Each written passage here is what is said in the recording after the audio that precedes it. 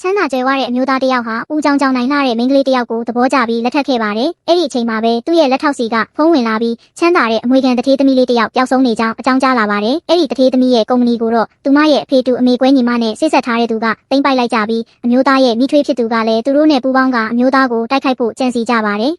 ။နောက်တစ်နေ့အမျိုးသားအလုပ်လုပ်နေချိန်မှာမိထွေးဖြစ်သူကမိန်းကလေးကိုပွဲတစ်ခုစီခေါ်သွားပါတယ်။ရည်ရွယ်ချက်ကတော့ပွဲလယ်မှာမိန်းကလေးကိုအဆက်ခွဲဖို့ပဲဖြစ်ပါတယ်။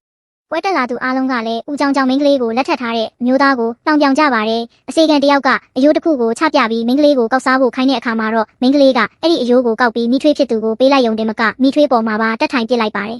။အဲ့ဒီအချိန်မှာအမျိုးသားရောက်လာပြီးမိန်းကလေးအနိုင်ကျင့်မခံရတာကိုမြင်တော့ဝမ်းသာသွားပါတယ်။မိထွေးဖြစ်သူကပွဲပြတ်အောင်လုပ်တယ်ဆိုပြီးမိန်းကလေးကိုအပြစ်တင်ပေမဲ့အမျိုးသားကတော့သူကကလေးလေးပဲရှိသေးတာဆိုပြီးကာကွယ်ပေးခဲ့ပါတယ်။အဲ့ဒီနောက်မိန်းကလေးကိုအဝတ်စားလဲဖို့ခိုင်းလိုက်ပါတယ်။အဝတ်လဲခန်းထဲကိုမိထွေးဖြစ်သူထပ်မံရောက်ရှိလာပြီးငါတို့အားလုံးကသူ့ကိုဘေးကင်းစေချင်တာအဲ့ဒါကြောင့်မင်းကသူ့အကြောင်းမှန်သမျှကိုငါစီနေတိုင်းသတင်းပို့ရမယ်လို့လှည့်ဖျားပြောဆိုပါတယ်။ဒါပေမဲ့မိန်းကလေးကငင်းဆန်ခဲ့တာကြောင့်ရုံရင်းဆန်ခတ်ဖြစ်ပြီးရေချိုးကန်းစင်နဲ့ခေါင်းထဲဆောင်ကသတိမေ့သွားပါတယ်။မိထွေးဖြစ်သူကတော့လူမသိအောင်မိန်းကလေးကိုစပွဲတစ်ခုမှာသွားထားခိုင်းလိုက်ပါတယ်။